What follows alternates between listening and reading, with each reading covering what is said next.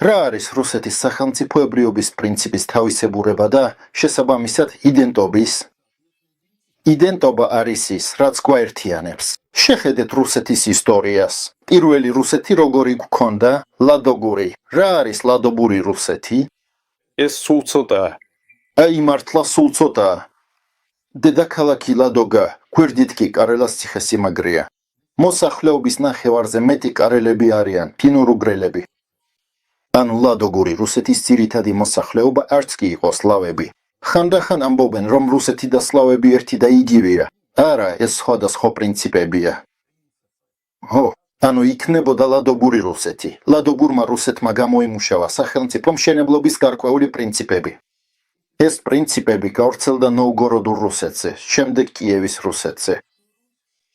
შემდეგ გარკვეული დროით ჩაცხრომის შემდეგ ისინი აღდგა უკვე მოსკოვის სამეფოს სახით, რომელმაც გავრცელება მიიღო რუსეთის იმპერიისა და საბჭოთა კავშირის მასშტაბებამდე, ანუ კალინინგრადიდან ვლადივოსტოკამდე. ანუ თავად ის პრინციპები, რომლებიც საფუძვლად დაედო, აღმოჩნდა უკეთესი ვიდრე მეზობელი სახელმწიფოების პრინციპები, ოსმალეთის იმპერიის, კოჭლი თემურის იმპერიის, გერმანული იმპერიების, კარლოს დიდის, პოლონეთ-ლიტვის და ასე შემდეგ. პრინციპები უკეთესია. ანუ სახელმწიფო მშენებლობის მოდელის შედეგის თვალსაზრისით უფრო ეფექტური აღმოჩნდა. შედეგი ტერიტორია. ანუ გამოდის, რომ მთავარი არც კი ეთნოსია, მთავარი მოდელია. ისევ იგივე ფინო-უგრები, ისინი ხომ ეთნიკურად უნგრელების ნათესავები არიან, საერთოდ. აი ასე. უბრალოდ უნგრელები იქ ისინი ხომ? ნახეთ, ეს დამოკიდებულია სახელმწიფო მშენებლობის პრინციპებზე. აი რუსული სახელმწიფოებრივი პრინციპი თავიდანვე მრავალეროვნული და მრავალსარწმუნოებრივი იყო. რუსეთი სახელმწიფო და ცივილიზაცია ერთ პირში. რით განსხვავდება ცივილიზაციები? ისინი განსხვავდებიან მშენებლობის პრინციპებით. თავდაცვითი სახელმწიფოებრიობის პრინციპი. ამ ტერიტორიაზე ასე ჩამოყალიბდა განსხვავებით ინგლისისგან, გერმანიისგან ან ჩინეთისგან. ეს ტერიტორია შუაშია და შესაბამისად მასზე მუდმივად ხდებოდა ზეწოლა, მისგან სურდათ ნაწილების მოწყვეტა. ეს ლოგიკურია. ეს ხომერებს შორის კონკურენციაა. შესაბამისად დასავლეთიდან აღმოსავლეთიდან. გარდა ჩრდილოეთისა, ალბათ ხომ? მუდმივად ხდებოდა თავდასხმები, ტყვეების წაყვანა, ტერიტორიების დაპყრობა, სხვადასხვა შეჭრები. და შესაბამისად აქ მცხოვრებმა ხალხებმა რომ გადარჩენილიყვნენ, უნიკალური სახელმწიფო მოწყობის ფორმულა შეიმუშავეს. რა იყო ამ ფორმულის არსი? ჩვენ განსხვავებულები ვართ. ჩვენ სხვადასხვა ენაზე ვსაუბრობთ. ჩვენ სხვადასხვა სარწმუნოება გვაქვს. მაგრამ გვაერთიანებს ის, რომ ერთად ცხოვრება გვინდა. ჩვენ უბრალოდ გადარჩენა გვინდა. და რომ გადავრჩეთ, ერთად უნდა ვიხოთ. ანუ ეს აუცილებლობა იყო? ეს აუცილებლობაა გადარჩენის თვალსაზრისით. და ამისთვის ჩვენ ვუშლით გზას ჩვენს განსხვავებებს და ვერთიანდებით ერთიან სახელმწიფოებრიობაში. და ეს სახელმწიფოებრიობა შემდეგ ეტაპზე ქმნის გადარჩენის უზრუნველყოფის სახელმწიფო მანქანას, არმიას, პოლიციას, სახელმწიფო დაცვას და ასე შემდეგ. არმიას ერთი ენა სჭირდება. ხუმასია. დიახ. დაჩნდება იდენტურობის მეორე ეშელონი ენის სახით. ანუ პირველი ეშელონი დამცავ-თავდაცვითია. ყველა ერთ თავშესაფარში ყოფნა გვინდა. მეორე ეშელონი ჩვენ შევქმნით სახელმწიფო მანქანა, რომელიც ერთ ენაზე ლაპარაკობს. ეს ენა აღმოჩნდა რუსული. ზუსტად ამიტომ რუსული ენა არ არის რომელიმე ერთი ტომის ან ერთი ხალხის ენა, რომელიც ადრე არსებობდა, არამედ ეს არის თითქოს წარმოშობილი ენა სახელმწიფო მშენებლობისთვის. ანუ ეს არის სახელმწიფო მშენებლობისთვის შექმნილი კომბინირებული ენა და ფაქტობრივად ეს არის მეორე იდენტობა. და ეს იდენტობა ვრცელდება რუსების ცნებაზეც ისტორიულად. ეს კი ძალიან კარგად არის აღწერილი 1897 წლის აღწერაში. ნებისმიერ მაყურებელს შეუძლია ეს ნახოს და გაიგოს რით განსხვავდება რუსი იმ გაგებით, როგორც ეს ესმოდათ მათ, ვინც ჯერ კიდევ 1897 წელს ცხოვრობდა და საკუთარი ხელმოწერით მონაწილეობდა აღწერაში. იქ იყო 20 მილიონი ადამიანი. რუსი არის ის, ვინც დაბადებიდან რუსულად ლაპარაკობს. სულ ეს ერთადერთი კრიტერიუმია. დიახ, შეიძლება ამასთან ერთად მართლმადიდებელი სარწმუნოების იყოს, მაგრამ შეიძლება არც იყოს.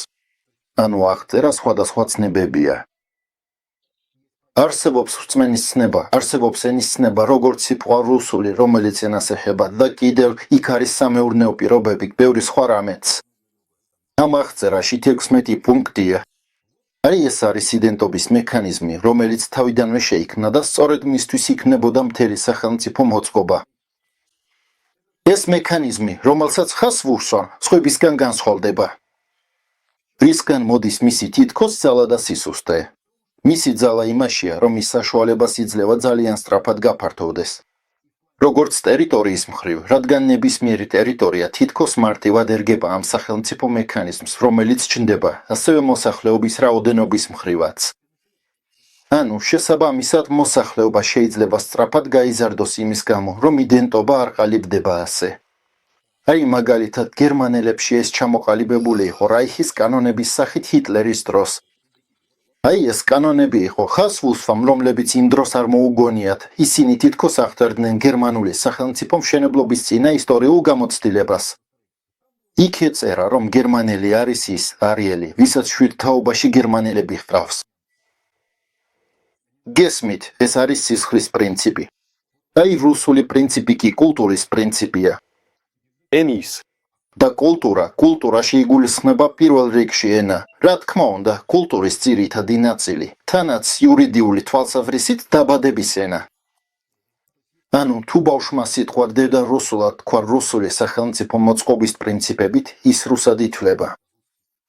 საბჭოთა კავშირი იყო ყველაზე ჰუმანური სახელმწიფო მოწყობის პრინციპის მემკვიდრე კონკურენტული ბრძოლით, რადგან ეს იყო თავდაცვითი და დამცავი სახელმწიფოებრიობა.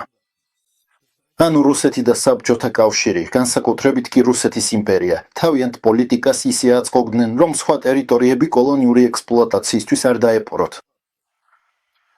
ანუ როცა რუსეთის იმპერიაში ტერიტორიები შემოდიოდა უზარმაზარი ტერიტორიები, ეს კოლონიები კი არ იყო, არამედ ძლიერი სახელმწიფოს უსაფრთხოებისათვის და ძლიერი კონკურენტული ბრძოლისათვის გაფართოება. იქ პირობითად რომ თქვათ საქართველოს სომხეთი. რატომ გაჩნდნენ? იმიტომ რომ ოსმალეთის იმპერიას სახელმწიფო მოწყობის სხვა პრინციპები ჰქონდა. რუსეთის იმპერიის პრინციპები საშუალებას აძლევდა ადამიანს ეცხოვრა, განვითარებულიყო, ქვეყნის ელიტაში შესულიყო, ბაგრატიონი და ასე შემდეგ, გენერალი გამხდარიყო, პრინციპში ხომ?